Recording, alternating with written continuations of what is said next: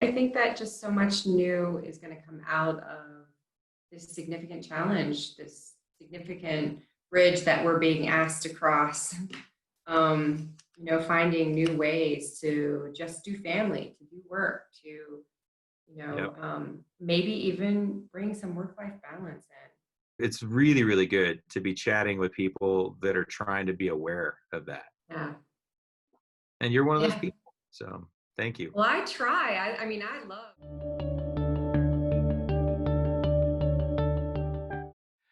Hey, everybody. Ken Hendricks from Homestead Senior Care. Thanks so much for joining me today. I am really excited to chat with my guest today. Hope Carwile is on the program. I recently met Hope through two simultaneous connections. She will be a presenter for the upcoming Online Caregiver Retreat that we've been talking a bit about, which is going to be hosted right here in Santa Fe on October 2nd and 3rd of this year. The retreat's being put together by a previous guest on the show, Melissa Smith Wilkinson. Mm-hmm. Hope is also part of another group of wonderful people that I am lucky enough to be working with. We're putting together an online conference called Daily Living with Dementia. It's going to be for caregivers and those living with dementia-related illnesses as well. And that one is going to be coming up in November, and more details on that will be coming soon. In her day-to-day professional work, Hope works as the innovation specialist with Vivage Senior Living in Colorado. She's worked as a home care provider, a certified nursing assistant, wellness program coordinator, director of social services, and case management as well. In chatting with Hope last week, we realized how small a world we live in the fact that she got her start working with elders as a caregiver for Homestead Senior Care. We discovered that we have several mutual passions, and I've really been looking forward to chatting with her today. So please welcome Hope. Thanks, Hope, for joining me. Oh, thank you, Ken. I have the hairs on my arms are standing up. What an introduction. Thank you. That's all you, but I feel like there's so much that I didn't cover, because when we were talking the other day, you were telling me about what you're doing day to day, and I was just like, how does one person do all this? It's amazing. With an incredible team. Yeah, it does take a team, and there's so much value to being part of a good team. You can't say enough about that. Absolutely. And so if you don't mind telling me again, for the folks listening, a little bit about your connection with Homestead Senior Care from back in the day. I thought that was a really touching story that you shared. Oh, wonderful. Thank you. Thanks for inviting me back to share that story. It's really near and dear to my heart. And for the audience and for you, I'm going to try not to look at you, because I know it brings my eyes down. In the Zoom world, it's like you're supposed to look at the camera, but I love to look eye to eye. So if you see me switching back and forth, it's because I'm trying to. I switch back and forth at times. I don't really mind at all. Wonderful. So where to start? So I actually came from a family that we thought everybody in our family passed young. Your 50s, 60s, that was our elder years. And so as I started to explore a second career, I thought, I really want to see what it's like to age well and to live maybe even without a chronic illness, because the majority of individuals that were adults in my home lived with chronic illness, and that's heavily correlated to trauma history. And so we had a lot of trauma history. And one of the first places I was introduced to working with elders living gracefully and healthy, and some living with chronic illnesses and managing it in their homes, was Homestead Senior Care. And I actually was predominantly with one individual for several years before I became a certified nurse assistant. And I had actually transitioned on to working in a skilled nursing community post my time with this elder. And let me back up. Working with her in her home was just an amazing experience. I was able to, it was a home that she had lived in for, I think 60 years.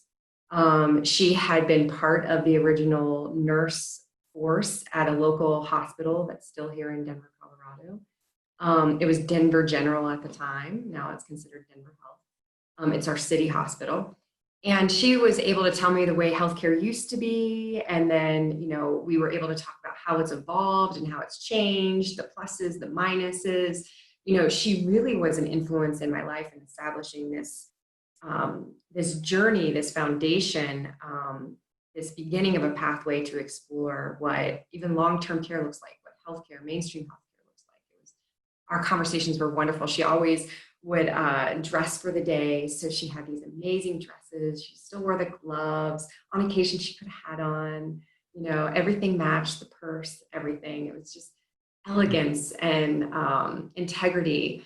And, even though she no longer felt safe leaving the home, we still did her daily rituals that she would do even if she was leaving the home. And we'd sit up in the living room and we'd watch her favorite show. We'd read the newspaper together. I felt kind of spoiled because here I am working, but yet I'm creating one of the most amazing relationships in my life. Someone that I will remember forever, till the day I pass. And she just really instilled in me a lot of just the ways that I wanted to navigate this world. I've been a fortunate lady. I came from this trauma history, but I've had amazing women in my life, and she's one of them. And so when I had a transition, because I knew that I needed to continue to grow in healthcare, and went into being a certified nurse assistant at a local skilled nursing facility, community home, that was hard for us. We had a really hard time breaking that relationship. But the beauty at that time is we were able to bring in other care partners. We were able to establish that routine, and it was a graceful exit. About 2 years later, I happened to pass her street, and everything in me said, Hope, stop, go see her. You need to just knock on that door and see her. And I thought, oh gosh, is this right and proper and good? I'm no longer with Home Instead. Do I just show up at the door? Who's there? Is this okay? All the thoughts that goes back and forth in your head. Yeah. And I said, just do it. Just, be a risk taker. Just do it. And so I went and knocked on her door, and it just so happened that her family members answered. And I had become close with her family through those 2 years that I was able to be part of her care partnership. And they were there because she was end of life. So they invited me in. They were so warm and welcoming and so excited to see me. And it just felt like home. It felt, like, wow, this is another family that I've had in my life. And, we didn't cross professional boundaries. We held professional boundaries, but what I would say is that we still cared and loved for one another. The point of service was still all about her. The point of service was not for me, other than creating connection and meaning in our relationship. And so when they invited me into her room and I was able to sit bedside with her, she was no longer able to verbally speak, but I knew she knew I was in the room. And I sat with her and I held her hand and she held my hand, and I knew she knew I was there. And I was so thankful that I was there with her in this moment. And it was just a sense of sadness, sure, and grief, sure, for physically losing someone that had been apart, but I had already been through a transition with her. I had already taken the next chapter, and this was just another transition. And so sitting with her in that space, I just was kind of overwhelmed with energy and love and gratitude and this great sense of peace. And so, and magic. The whole thing was magic. I was passing her street and called to her home. And so I had that moment with her, and was able to be with their family, give condolences, and left that home knowing that I had done the right thing. And her best friend called me the next day and said that she had passed that night. And Wow. so then it made it even more special. It was just like, oh my gosh. And then actually talking with you last week, it occurred to me just the beauty when you're on the right path of just connection.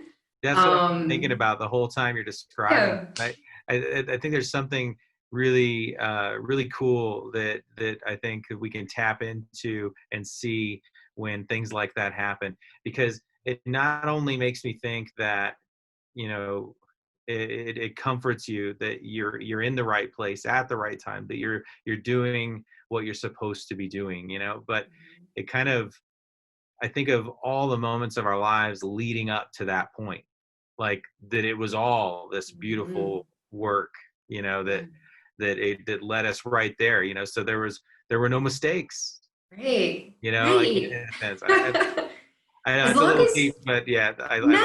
No, as long as you keep moving forward, like our mistakes are some of our biggest learning opportunities, right? Yeah, but I think like mistakes, you know, like Right. Mhm. like Yeah. because we can I think we can look upon mistakes with a lot of regret, and that can hold us back from seeing Sure. the silver lining of, you know, like you said, that they are our greatest source of learning sometimes. Really, they are. I mean, and wow, and I know we have a lot more to talk about, and I look forward to that silver lining and I that think we already grief. got to we could just say goodbye now. We're good. Like we just got to some good stuff already. The little nuggets, they're so meaningful. And I hope for everybody to have little nuggets, you know. And what, after talking with you and sharing this story last week, I thought, and it didn't just stop there. You know, I ended up working in a skilled nursing home as a certified nurse assistant. And 2 months later, the best friend that had called me about her end of life and was very much a part of her daily life when I was her care partner brought her husband into the home that I was a certified nurse assistant in. Wow. And she didn't know I worked there. Like we hadn't shared that information. And so the magic continued. And Hmm. what it boiled down to was authentic relationship. You know, I mean, sure, there was things about her that I didn't agree with. We were from different time periods. She was 93 when she passed.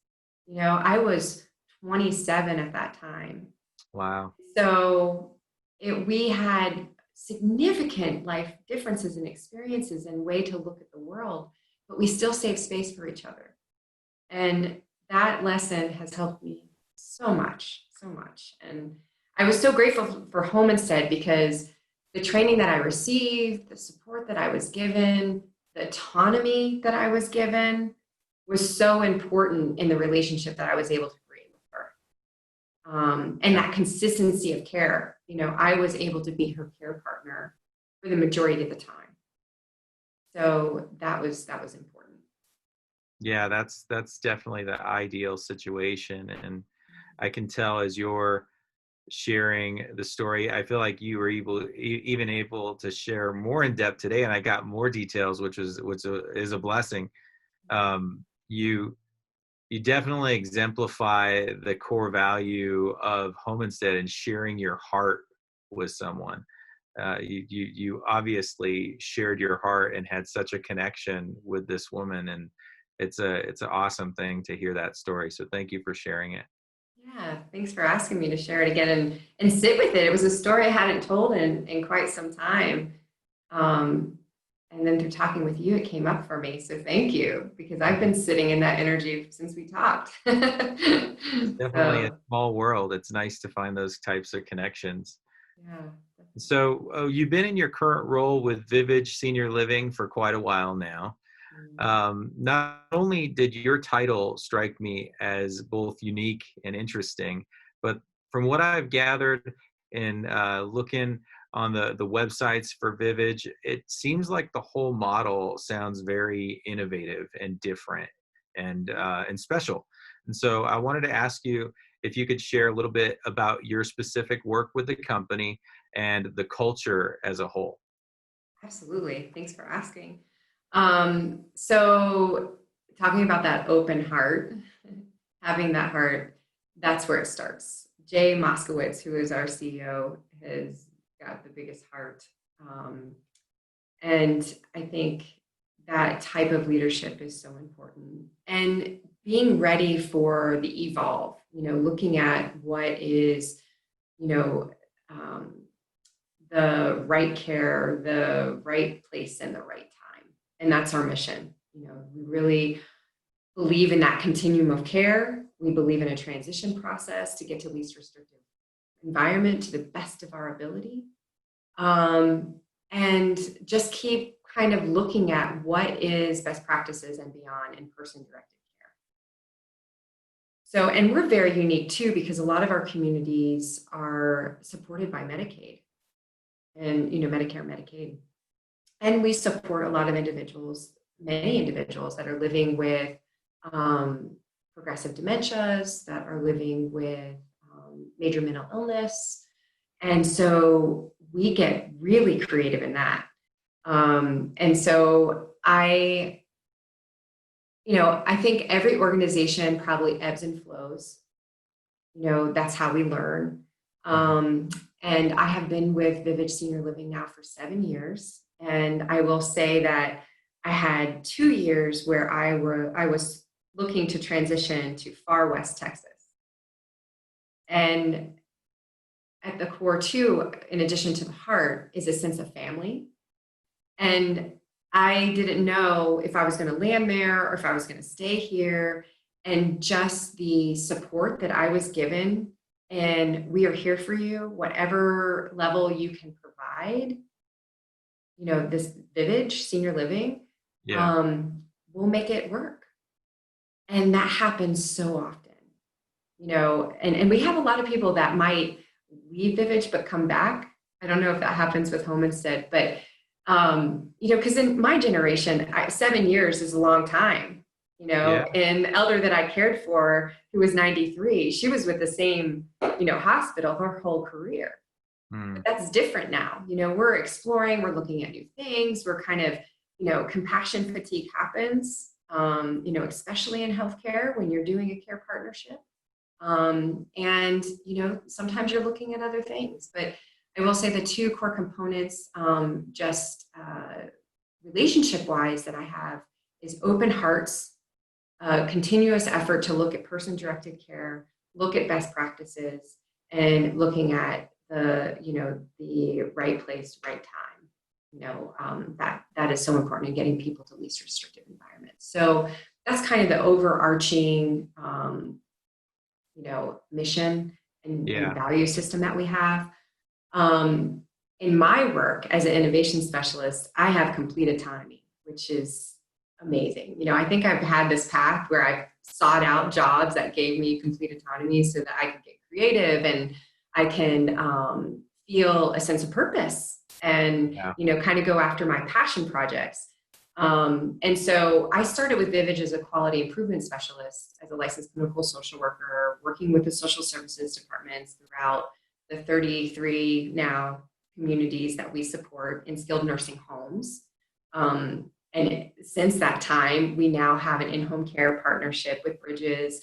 We have a pharmacy, and now we're looking at assisted living and independent living and memory care because of that continuum. And we also know that even within the scope of the companies that we have with that continuum, we need other companies too.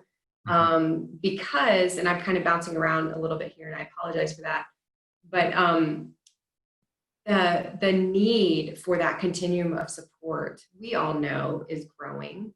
We all know it's significantly growing, and we have to take that micro care partnership to a very macro if we're going to try to do this right, proper and good. So I have that sense of autonomy. So in that realm, I get to look at, okay, what other companies are we partnering with? What innovative practices can we do? So we've done virtual dementia tour, which is a big component. We have, of course, Eden Alternative in many of our homes.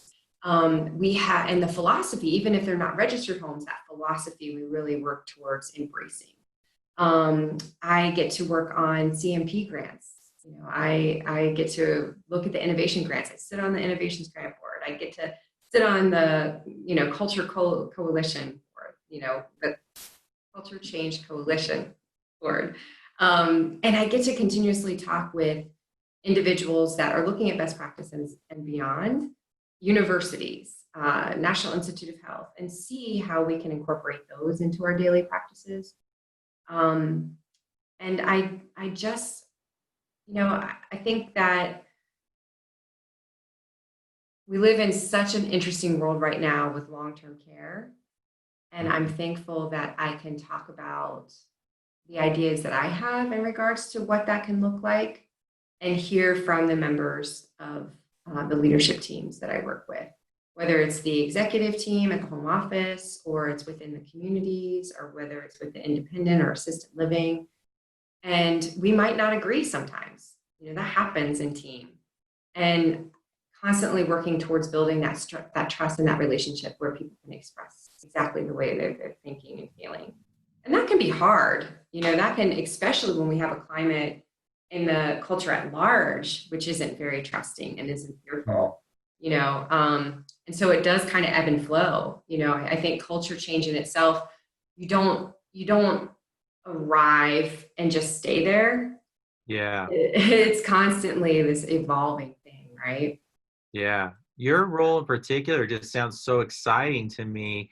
I think that we probably have some similarities between us there, because I get excited about the idea of being able to continuously look at what we're doing, and really kind of take care to recognize the good things that we're doing as a company, as an organization, and then to have the freedom and the empowerment to look for the ways that we can tweak it to make it better. I just love that type of stuff. I think on our small team with Home Instead here in Santa Fe, I'm probably that kind of guy that tends to do those things. I'm always the one that's like, well, what about this? We could try this, or we could try this, and our team, we've been together so many years in our office, our admin team. It'll be 10 years for me this year at Home Instead. And everybody that's there we've just been together so many years. So I think that, probably at first everybody was probably like, Ken, stop coming up with ideas for what I can do with my job. I can so relate to that. I'm already busy, Ken. You don't need to come up with more ideas for right. Don't give me more work. And I love that you said that, because there are entrapments in innovation. It's been a huge learning curve for me, where I've gone in and just said, okay, we need to do this, and this. And I've almost become like not involved team, and gotten feedback and just thought I had the great idea and we're doing it, or you need to do this. And boy, does that always backfire. Because you put so much energy into something and it's not going to take off because you haven't collaborated on it. You haven't taken the time to build relationship and find out what people's concerns are. That's why I really like, it's the QA, the QIAP process. Some of these systematic things really do help, because it helps you slow down and say, okay, what is the issue, the real issue? Get to root cause analysis, what's really happening here. And then what are the baby steps that we can take and implement, and maybe even align them with things that we're already implementing? Because in our climate in long-term care, I don't know how you guys feel, but saturation is a thing, and your mind and body and spirit can only hold and do so much. Yeah. And the concept of caregiving, I hope in my lifetime, we really can shift that paradigm from giving so much. We're just constantly giving. And it's like, whoa, wait a minute. There's reciprocal relationship that could happen here that is really fueling. You don't have to necessarily be the giver all the time, the doer all the time. Sometimes it's okay to just be and let others kind of rise and stand up and take the lead, because I have found everybody I work with in long-term care all has a bit of leadership in them. Everybody has that ability, and they have so much to share. It's just giving the foundation and that safety to be able to share it. So, but it's a tough thing because, growing up, I was always told to be a good caregiver, you give. Like you give to the point when your head hits that pillow, you're out. And I think some people that's where they get refueled. They really do. It's like that's how they get energized. But I know for myself, I have to have a balance. To be Yeah. able to give authentically, I have to have a balance. Yeah, I think that giving of ourselves is something that is very, very rewarding. But it's like one of those things that if we ignore the fact that our tank is growing empty, like our tank Mhm. is on its way to empty, and we don't fill it somehow, that's where the compassion fatigue comes in, and that's where we can really just burn out and be surprised, that we thought we were doing so well, but we weren't Mhm. taking great care of ourselves and trying to find I often say that balance is probably a myth ultimately, but it's still something to look for. Like it's still something to have a pulse on. I don't Yeah. think we ever find that place where, oh, life is balanced now. But But moments for sure, Ken, right? Like you have those moments, and then I call it recycling of my moments. yeah, Or, yeah, I think that's a good point. I think that what I'm saying is more the myth is the story that we tell of what balance is. Like that it's yeah. this arrival that Mhm. is going to be this prolonged, plateau, Yeah. but yeah, the moments like tapping in, and I think that those moments can actually, I'm gonna contradict myself here, which is not rare. You are um, human, I think that comes when we sign the contract for being human. but yeah, I do think that like the tapping into the wellness in the moment, Mhm. we're getting deep again, but I think tapping into that is a constant plateau that we can revisit, and we can learn to revisit it and find balance without the story of what balance is, and Yeah. find balance and wholeness without the worries of past and future and all those things, and just Mhm. just we need those breaks for sure. Yeah, more now than ever. I And think, so, oh, go go ahead. ahead. No, it's cool. I was just going to say, I know we're both really excited about Mhm. this upcoming retreat that Melissa has put together that we're working on with her. And I was going to ask you, without maybe, we don't want you to give too much away, but I mean, if you could share a little bit about the type of workshop you're going to be doing for the retreat, and maybe a little bit about what you're hoping folks will take away from it. Yeah, absolutely. Well, it's interesting because I rambled off all these different things that I do with Vivage Senior Living and Well Age.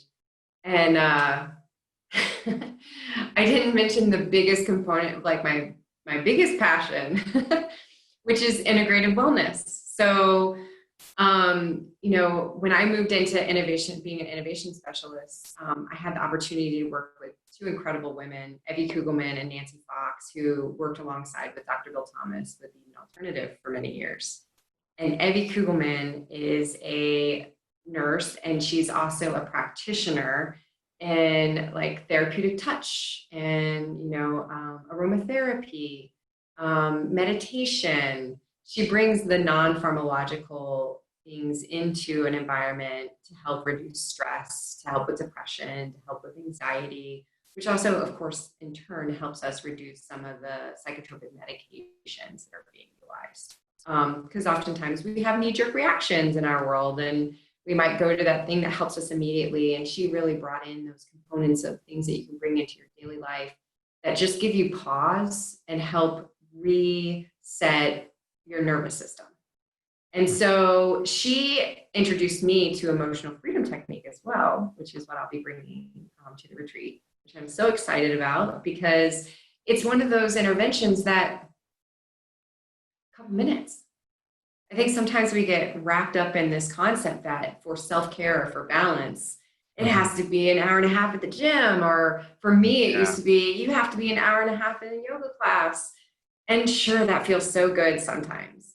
But the reality is that some days that's just not possible. And I was causing myself more stress about not getting to the class than I actually had stress to begin with. So finding these little things that we can do throughout the day just makes such a big difference in grounding us, getting to a parasympathetic state where we're not in that fight or flight, and we're not in a freeze because we're forced into a parasympathetic state. We're actually calm because we put ourselves there. And this emotional freedom technique, I hope, will help individuals identify that they can do that. And it's Yeah. not for everyone. I've met a couple people that are like, oh, it's not my jam. And then I've met many that are like, oh my gosh, that is like always in my toolkit. So it's really about building an easily accessible toolkit that you can get to on a daily basis without cost, without needing a lot of time, and not needing to be necessarily in a special place to do it. That's great. Yeah. Yeah, I think that even just that bit that you shared about your personal journey with, discovering this technique. I'm not super familiar with it, but I'm excited to learn about it. But your personal journey being, that when you shared about how you were causing yourself additional stress because you weren't able to fit, a half an hour into, or you weren't able to fit your hour and a half into the 5 minutes that you had that day, like, Right. and understanding that it's been big for me too, to understand that, like, doing what I can rather than stressing about what I can't do is very, very beneficial. Like, I mean, even, with the dynamic of this morning, with, adjusting to, homeschool here on, and shuffling spaces around. I didn't feel like I had much time, but like I had 5 minutes before we got on this call. And so I'm like, I'm just going to sit and I'm going to do a meditation for 5 minutes. 5 minutes counts, Yeah. 3 minutes counts. It counts, like, and Yeah. I think we're better for it when we can just find those little types of those little pockets to just show ourselves some love. I think it's good. Definitely. I'm looking for some research on taking those 5 minutes and having several of them throughout the day in comparison to like that half hour that you might do, and what that looks like for the whole body, for your mental, your physical, your spiritual, your emotional. Yeah. And because I think we do have a tendency to think about what we can't do.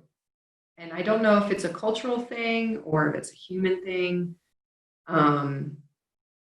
And I find that the days that I really grow are the days that I just focus on the things that are within my reach. And not get caught up in the what's next. Yeah. Yeah. As you were saying that, I was theorizing, which is what Mm-hmm. I usually do. And I was thinking that, it's possible that that tendency that I think most all of us can relate to, with just kind of being overwhelmed with thoughts about what we should be doing, but we aren't doing, Mm-hmm. and like the potential, the guilt that can come out of that. I mean, sometimes, you know, feeling like, having those thoughts or experiencing guilt is what moves us forward to do the thing that we want to do.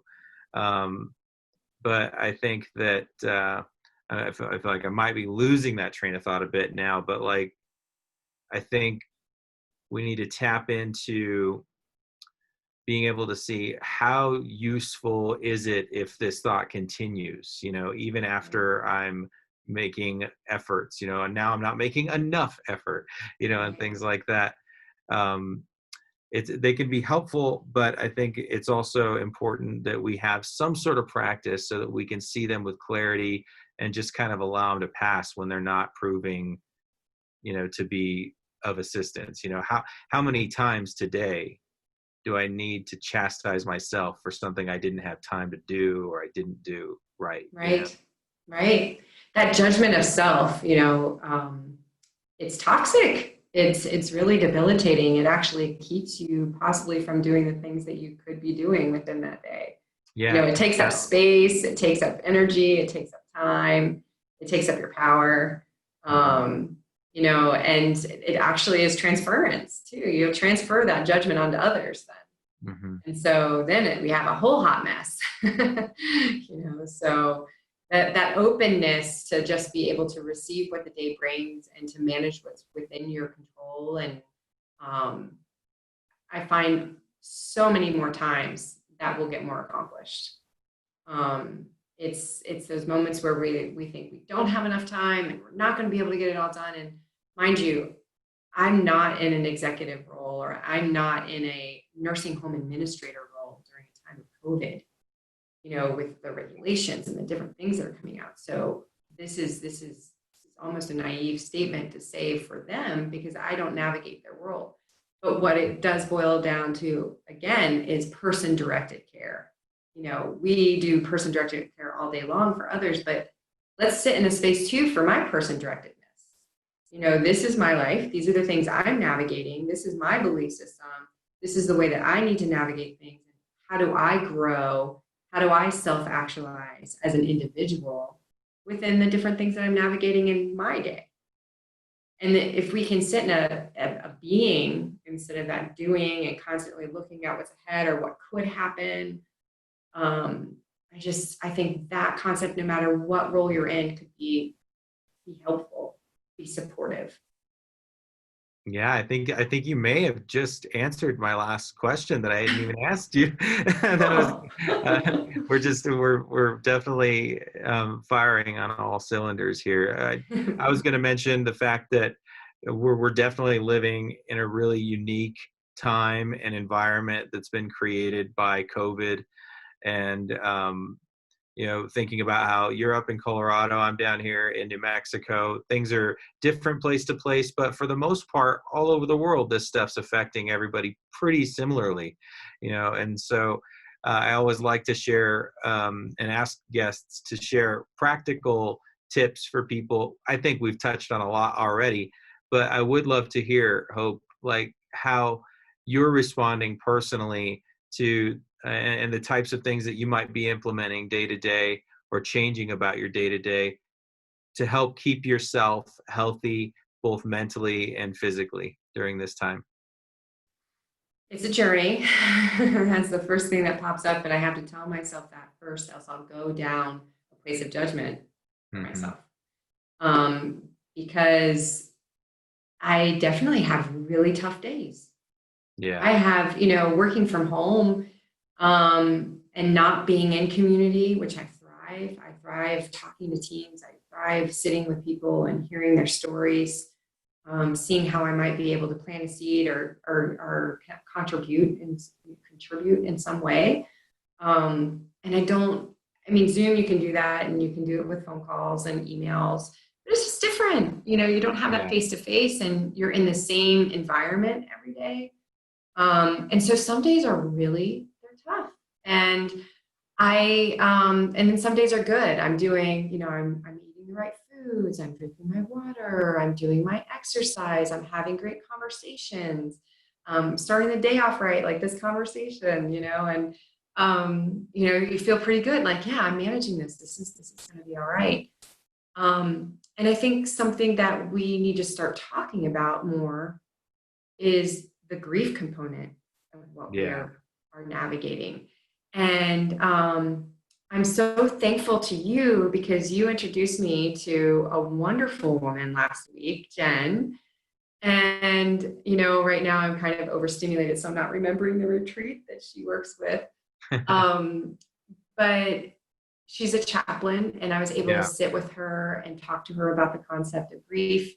And I thought I'm under control.